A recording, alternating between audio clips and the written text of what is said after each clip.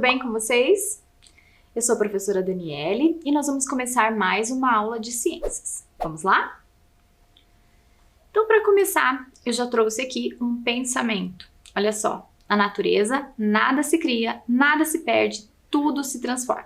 É de Lavoisier essa frase famosa, que todo mundo já deve ter ouvido por aí. Alguns até adaptam para o mundo das redes agora, né? Nada se cria, se copia.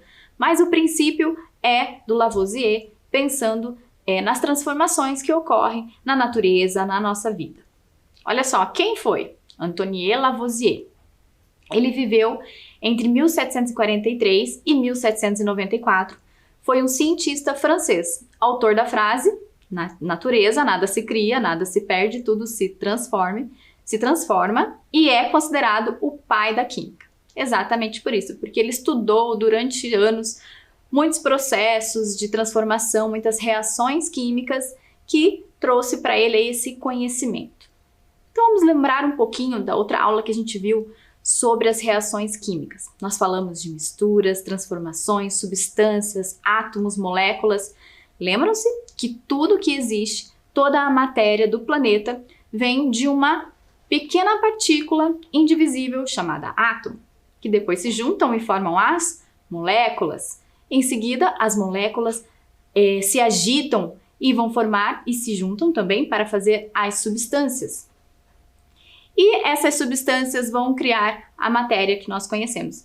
Essas substâncias também passam por transformações e algumas misturas. Nós vamos ver isso. Mas dentro das misturas, existem os tipos de misturas. Nós temos misturas homogêneas e heterogêneas. Homo, então, já vai ali desse prefixo do igual. Misturas que vão manter uma aparência igual. E heterogênea é que ela vai deixar visível os seus componentes diferentes. Mas não é tão simples assim. Alguns elementos confundem a gente. Por exemplo, se eu falar para você do leite, você vai dizer para mim que é uma mistura homogênea ou heterogênea? Uma mistura igual ou diferente? A maioria das pessoas falam que é igual. Mas se você prestar atenção, até quando a gente começa a ferver ele em casa, ele já se separa. Ali já vai formar as natas. Porque dentro da composição dele tem outros elementos. Então, ele é uma mistura heterogênea, porém de aparência monofásica. Meu Deus, professora, que nomes são esses? É apenas para dizer que ela fica com a aparência de uma coisa única, uma aparência unificada. E algumas substâncias não. Outra substância interessante da gente observar é o sangue. Olha só que bacana essa imagem. Esse é o sangue no microscópio. Então, vejam quantos elementos ele tem. E quando a gente olha para o sangue, a gente vê apenas uma cor, vê uma textura, vê ali uma característica específica. A gente acha que ele é homogêneo, mas não. Ele vai ter lá oxigênio que vai carregar pelo nosso corpo, ele vai ter leucócitos, as hemácias, então elementos diferentes lá dentro. Então é uma mistura heterogênea. Outra coisa importante da gente pensar sobre misturas é a gente levar para a nossa vida prática. Principalmente quem trabalha com limpeza, quem faz a manutenção da limpeza em casa também, as donas de casa, os homens também que trabalham com a limpeza, sobre a observação nos rótulos. Existem muitos produtos de limpeza que vai indicar ali se esse material pode ser misturado com outro, e a gente tem que ficar atento a isso, porque às vezes uma mistura com produto de limpeza pode causar um dano à sua saúde. Vamos prestar bem atenção? Olha só.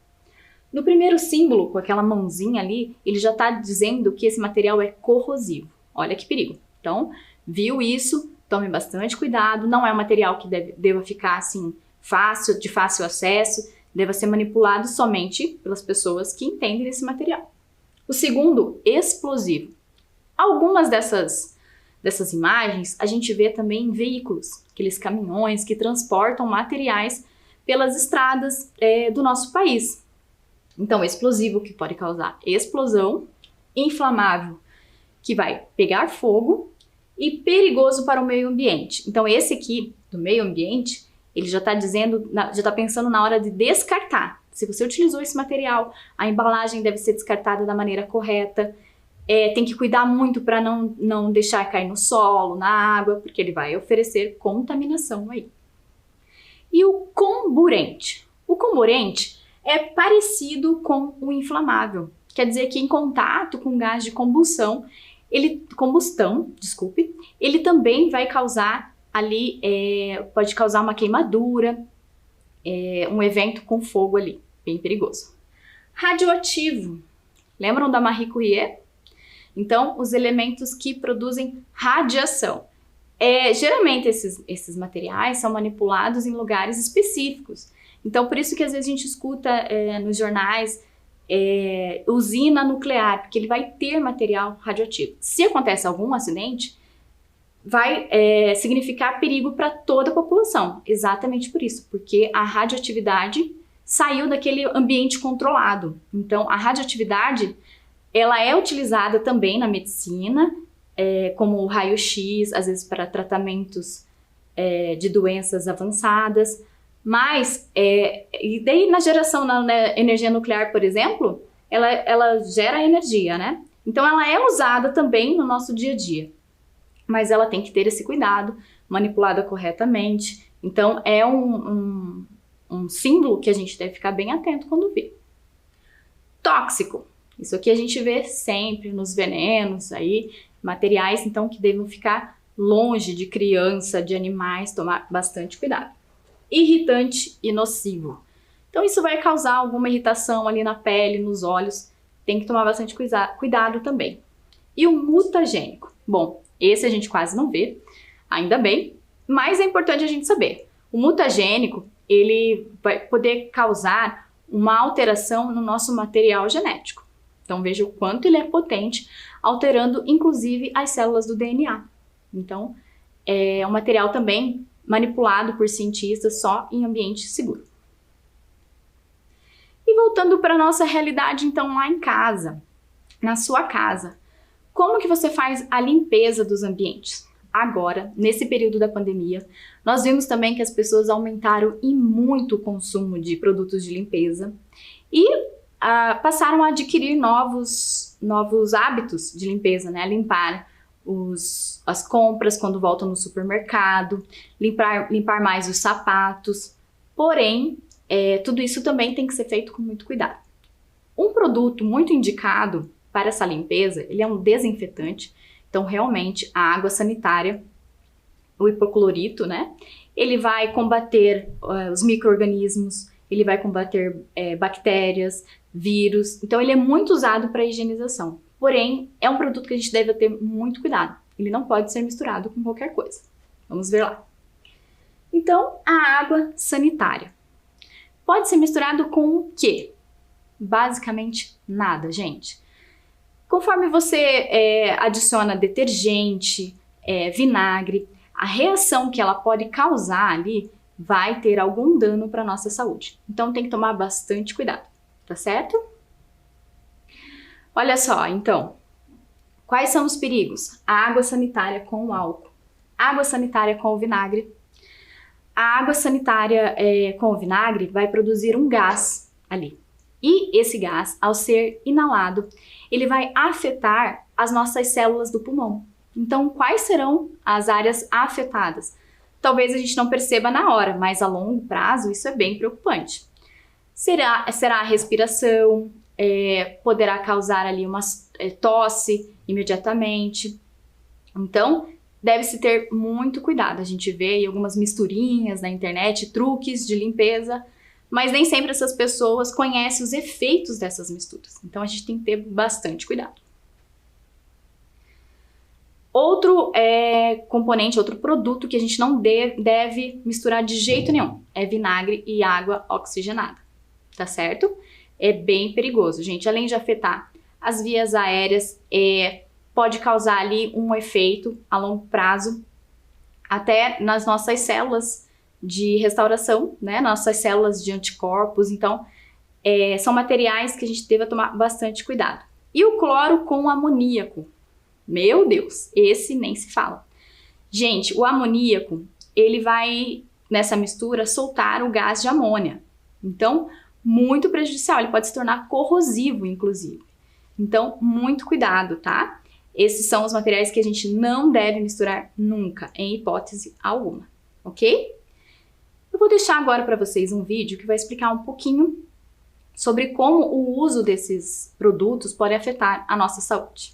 E crescem os casos de intoxicação com produtos de limpeza e higiene pessoal. Os dados são da Anvisa e acendem um alerta para o manuseio exagerado desses produtos nessa época de coronavírus.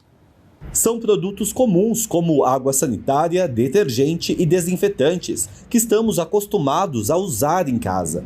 Mas as substâncias tóxicas na composição deles podem fazer mal à saúde. Tinha umas manchinhas mais persistentes no banheiro, eu resolvi que ia tirar elas à força, e aí eu caprichei na quantidade de água sanitária, sem dissolver tanto, eu acabei me intoxicando. Então fiquei com as vias aéreas congestionadas, chorei, senti asfixia, fiquei sem sentir cheiro de nada por alguns dias. Segundo o levantamento da Anvisa, de janeiro a abril deste ano, foram registrados 1.540 casos de intoxicação com produtos de limpeza em adultos, um crescimento de 23% em relação ao mesmo período do ano passado. Entre as crianças, foram 1.940 casos. O aumento no número de casos de intoxicação está relacionado principalmente ao uso mais frequente de produtos de higiene e limpeza, como forma de combater o coronavírus. E mesmo os mais comuns, como o álcool em gel, podem trazer riscos se usados de maneira incorreta. Os cuidados para combater o coronavírus devem ser tomados, mas sem exagero no uso dessas substâncias. Um sabonete, um detergente, sabonete de pia, líquido, já é suficiente muitas vezes para eliminar o vírus. Não precisa recorrer a substâncias mais fortes e, obviamente, mais tóxicas. Letícia descobriu novas fórmulas para cuidar da casa e dos alimentos. Ela, que é alérgica, redobrou os cuidados com a limpeza, mas sem descuidar da saúde. Eu já tinha muito hábito de usar água sanitária em casa, mas eu tinha alergia, só que dava para levar tranquilo. Só que agora, como estou limpando muito mais, com a frequência maior, estava ficando muito agressivo e eu tive que desenvolver outro jeito de fazer a higienização sem ficar tão prejudicada com a rinite. Então, viram só? Um aumento considerável, principalmente na pandemia, no uso desses produtos. As pessoas ficaram mais em casa, mais preocupadas com a higiene e passaram a usar esses produtos, porém gerou a intoxicação. Então, gente, sempre muito cuidado. Que medidas nós podemos tomar de segurança para evitar esses acidentes? Professora, eu trabalho com os produtos de limpeza. Como que eu posso me proteger? Como que eu posso pensar na minha saúde? Então, olha só. Sempre, primeiro de tudo que a gente precisa falar é fazer a manutenção, fazer a limpeza em local arejado. Nunca fechar tudo e espalhar esses produtos por aí. Deixa tudo aberto e utilize os produtos. Armazenamento, na hora de guardar.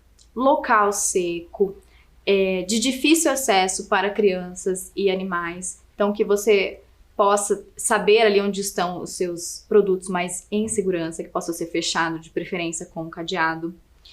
Usar luvas, sempre muito importante. Então, como eu falei para vocês, alguns produtos podem reagir e se tornar corrosivos ou causar uma queimadura, uma irritação. Então, sempre usar luvas. E a máscara? A máscara a gente já está usando mesmo. Então, nesses momentos, mexendo com esses produtos, é importante você utilizar, você já vai estar se protegendo ali da inalação do gás que, naturalmente, a água sanitária, ela emite, né? Ela tem o hipoclorito, então ela é o cloro, então ela tem ali uma substância que a longo prazo, se a gente usar sempre, vai causar algum dano ao nosso sistema respiratório. Muito bem, então voltamos aos tipos de misturas. Então lembram lá que eu falei? Homogêneas são as misturas que são iguais e heterogêneas as misturas diferentes. Agora eu vou mostrar para vocês observarem uma demonstração simples de uma mistura que vão ter duas substâncias, mas elas vão ficar com uma aparência igual. Então, gente, essa é uma mistura que você pode fazer na sua casa. E a gente já faz até outras bem parecidas. Por exemplo, aqui a gente vai usar um copo de água, o sal, para misturar água com sal. Mas outra mistura bem comum é a água com açúcar. E aí vocês vão ver qual o efeito. Então aqui nós temos o copo de água e o sal. Um pouquinho de sal só. E aí nós vamos colocar aqui e vamos misturar.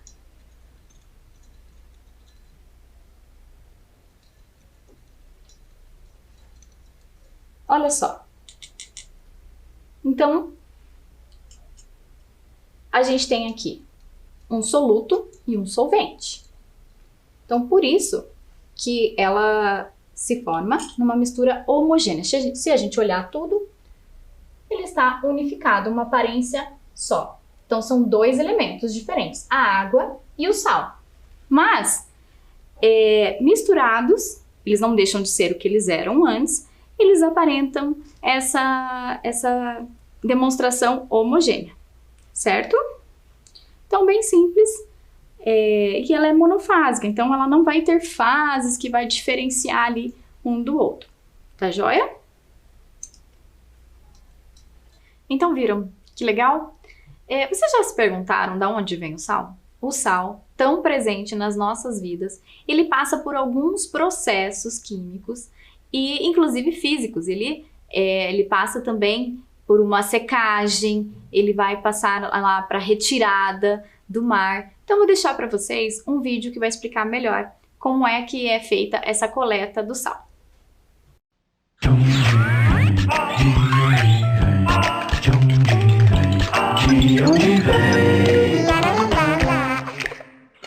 Epa, de onde vem esse barulho?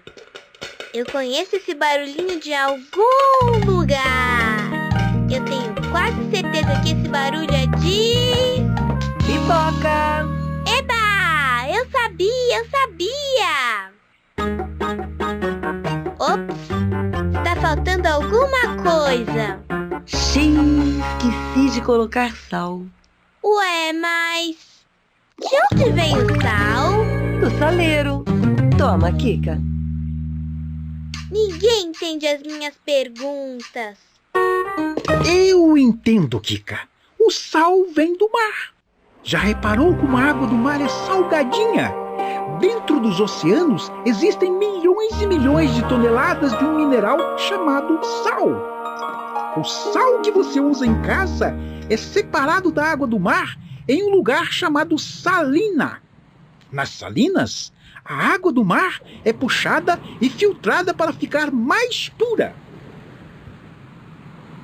Mas como só chegou até minha pipoca? Na salina, o sal bruto é retirado por máquinas e levado para a fábrica. Na fábrica, o sal passa por várias etapas de lavagem, em máquinas enormes para tirar todas as sujeirinhas que vieram do mar. Depois, é colocado em uma máquina que gira rapidinho para que o sal fique bem misturado. Aí, o sal precisa ficar sequinho. Para isto, ele é colocado nestas máquinas a uma temperatura de 400 graus. No final, os técnicos do laboratório fazem alguns testes para ter certeza que o sal já pode ser embalado e seguir para as lojas. Em uma delas, a sua mãe comprou o sal e colocou dentro de mim. Uau! Que legal que é o sal! Legal? O sal é sensacional! Além de ser um excelente tempero, ele é muito importante para a saúde. O sal circula pelo seu sangue, ajudando o funcionamento do cérebro e facilitando a digestão de alimentos. Mas atenção! Exagerar no sal pode fazer mal para a saúde, causando problemas de pressão e nos rins. Agora uma receita salvadora. Misturando 2 colheres daquelas de café com sal, 2 colheres de sopa de açúcar e 1 litro de água fervida, temos um excelente soro que previne a desidratação infantil. Mãe, quero uma pipoca com bastante sal, que veio da água do mar, que foi para a salina e depois foi para a fábrica, onde foi lavado e depois misturado e seco e depois embalado e transportado para o supermercado e depois foi comprado e na minha pipoca foi colocado e ela ficou com gostinho salgado. Nossa, Nossa, Kika, de onde vem tanta sabedoria? Se eu contar, você não vai acreditar. Acabou-se que era doce e que era salgado. Até o programa que vem, com mais um Dião de Bem!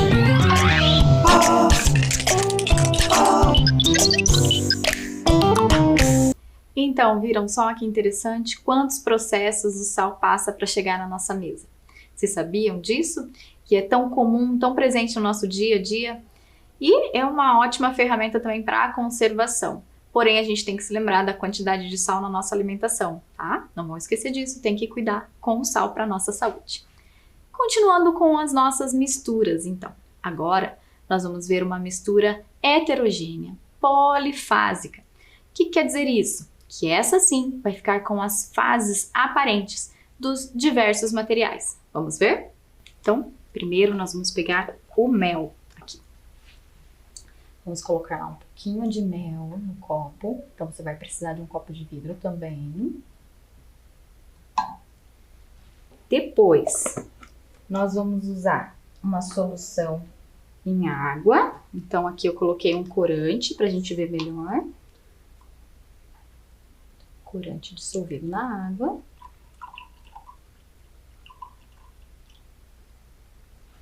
Isso. Agora a gente coloca o azeite ou óleo de cozinha que você tiver aí em casa. E olha só, o azeite a gente já pode observar a formação de algumas bolhas ali. Porque ele tem essa propriedade de também não se misturar. E a gente já consegue ver, olha, a diferença entre os materiais. E por último, nós vamos colocar uma solução dissolvida em álcool, um corante no álcool. Vamos ver?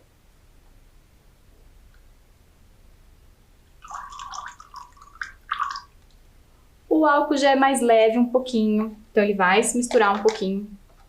Vai demorar para separar, mas a gente consegue ver as diferenças em algumas fases aqui, né? A gente vê o mel, a água, o azeite e o álcool que acabou se misturando um pouquinho.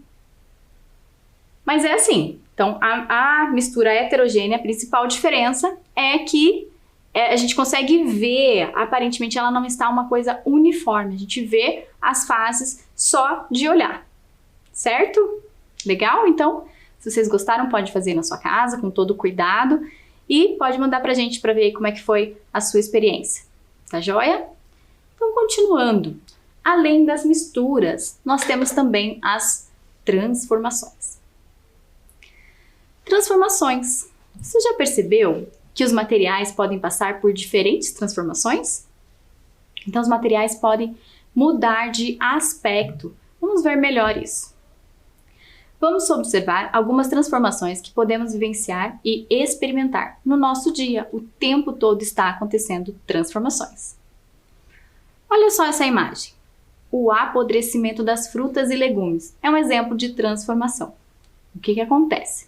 É um processo químico e físico, porque ali vai ter a ação das bactérias e dos fungos, porque vai ficando um tempo em contato com o oxigênio, elas vão se multiplicando e vai crescendo. Então, a fruta, o legume, o pão com bolor é o resultado disso, tá?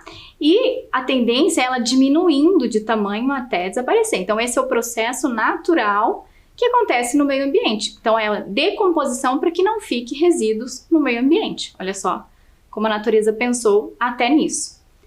E uma coisa que a gente deve ficar atenta é que não deve se ingerir esses alimentos. Então, se você percebeu ali um pontinho de bolor, tem gente que tira só aquele pedaço e come o restante, não é interessante fazer isso, gente. Não é adequado, porque isso pode causar uma intoxicação alimentar, tá? Bem séria.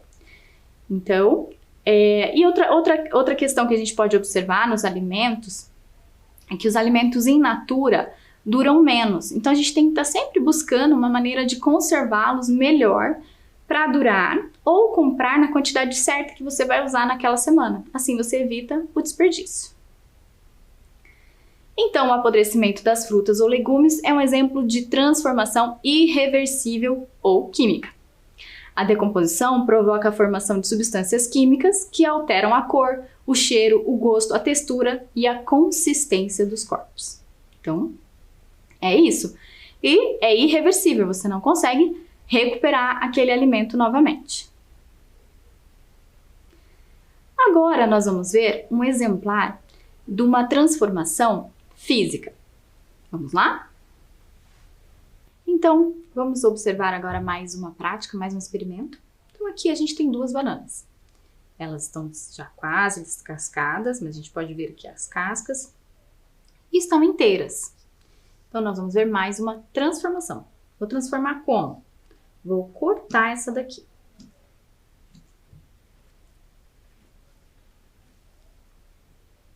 Viram só?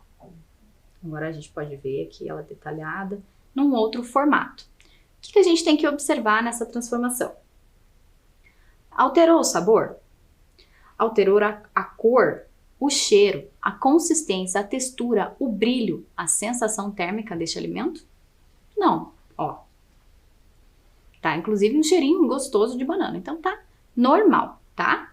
Então essa aqui foi uma transformação, olha só. Quando picamos, cortamos uma fruta ou legume, não ocorre formação de novas substâncias. Então, ela não mudou a sua composição. Eles não perdem as suas características e então, nesses casos, nós dizemos que é uma transformação física. Ele só mudou o estado dele, a aparência dele. Então, aqui ela estava inteira e agora ela está em pedaços. Vamos observar outras transformações químicas e físicas que podemos experimentar no nosso dia a dia. Olha só. O ovo. Você consegue ver ali 2 imagens, o ovo cru e o ovo cozido. Houve alteração na composição do ovo? Não, ele continua sendo o que ele é. O que aconteceu? Um aquecimento. A maioria das transformações ocorrem pela mudança da temperatura, ou um aumento dessa temperatura, o aquecimento, ou um esfriamento, ok? E aqui, a gente pode observar uma garrafa. Então aqui ela está no seu estado normal, inteira, e depois ela foi amassada. Ela deixou de ser uma garrafa? Não, ela continua sendo uma garrafa, só que em outro estado. Uma outra transformação que a gente vê diariamente, muito simples, e que a gente pode acompanhar várias fases de modificação, é a da água. Olha só, ela pode estar no estado líquido ou no estado sólido. E também, quando acontece a vaporização, ela se encontra no estado gasoso, tá certo? Outra observação que vocês podem fazer na vida prática é do leite com o vinagre, tá? Se você fizer essa mistura, você vai observar na sua casa que ocorre uma transformação. Mas essa aqui nós não vamos fazer aqui, você vai fazer na sua casa. O que nós vamos fazer agora é o bicarbonato de sódio e o vinagre. Vamos lá?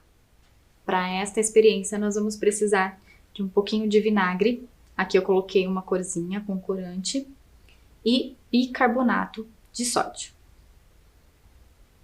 Certo? E aí, é bom vocês terem também um outro recipiente, um copo ou um potezinho para colocar os elementos e fazer a transformação. Então, vamos lá. Primeiro a gente coloca o vinagre. E logo em seguida o bicarbonato. E na hora a gente vê a transformação.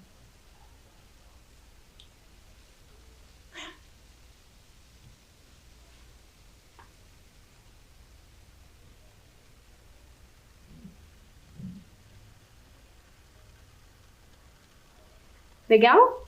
Quanto mais nós colocarmos de bicarbonato, de vinagre, vai dar esse efeito. Então, houve ali uma transformação. Houve também uma reação que formou o gás carbônico. Esse gás não é prejudicial à nossa saúde. Então, é um experimento que dá pra gente fazer. Eu já ouvi falar também de algumas misturinhas assim para limpeza. Então, esse ainda é seguro, só cuidar com a quantidade, tá certo? E também dá pra gente ilustrar essas transformações na ciência. Agora, eu vou pedir para vocês uma tarefa de casa. vocês terão um experimento para fazer, além daquele do leite, que fica opcional. Mas esse eu vou pedir para que vocês façam mesmo. Você vai precisar de uma esponja de aço, um prego, o parafuso e a porca. Você vai colocar um desses objetos em um frasco com água por 1 ou 2 dias e observar o que acontece. Aí vocês podem tirar foto, vocês podem ilustrar e enviar para os seus professores. Será que vai acontecer uma transformação química ou física? Então, vocês vão anotar lá a data de hoje e escrevam experiência de ciências.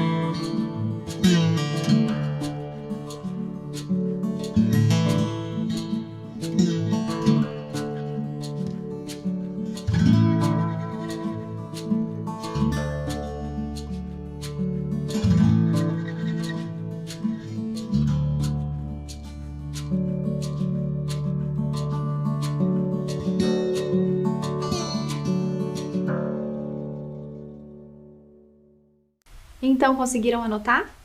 Agora eu vou deixar para vocês também os materiais, a atividade descrita certinho, como vocês devem fazer. Anotem aí.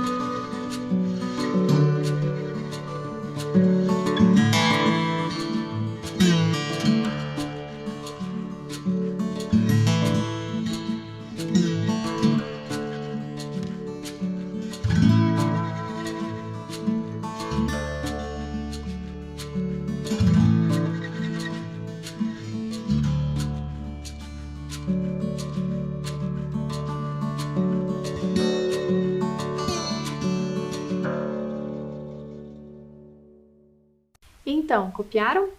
Agora, eu quero mostrar para vocês a nossa experiência que a gente fez polifásica. Então, aqui a gente já consegue observar melhor. Com o tempo, as moléculas, as substâncias vão se acomodando. Então, por isso também que quando a gente faz com mais elementos, é importante esperar esse tempo. Então, aqui a gente já consegue ver o mel, o líquido da água mais clarinho, o do álcool um pouquinho mais escuro e o azeite, certo? Então, quando a gente faz essas misturas, também em alguns processos a gente tem que esperar um tempo para elas descansarem, se acomodarem. Por que essas mudanças ocorrem? Porque as moléculas se agitam. Então, quando a gente vê um aquecimento que vai mudar o estado físico ou vai gerar uma reação química do elemento, é porque as moléculas estão em agitação. Por isso que ocorre a transformação. Um lembrete importante agora, nós falamos nessa aula bastante da água sanitária, né, o clorito, o cloro. Quem precisa usar no seu dia a dia, pode usá-lo, ele realmente é um desinfetante muito eficiente, ele é eficaz. Porém, o adequado é diluir 1 litro em 25 ml. Então, 1 litro de água, você vai precisar para diluir, e você vai só colocar de água sanitária 25 ml. É menor do que um copinho de café. Então, essa é a maneira segura de usar a água sanitária. Tá certo? E a nossa aula vai se encerrando por aqui. Eu espero que vocês tenham gostado e espero todos na próxima. Um abraço!